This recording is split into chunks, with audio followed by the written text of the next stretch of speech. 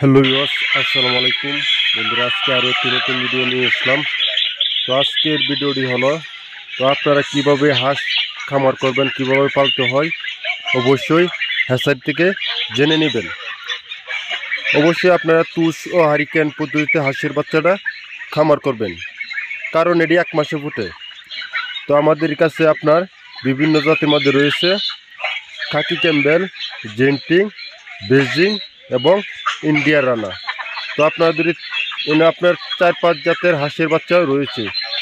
যদি আপনারা 4-5 জাতের হাঁসের বাচ্চা মানে এক জাত করে নিতে চান, অবশ্যই নিতে পারবেন। অবশ্যই আপনারা খামার করলে অবশ্যই তুষ ও হারিকেন পদ্ধতিতে ফুটানো বাচ্চা খামার করবেন। তো আমাদের ঠিকানাটি হলো ময়মনসিংহ জেলার তারাকান্দা থানা। এখানে আপনারা উন্নত জাতের হাঁস, বড় হাঁসও পেয়ে থাকবেন।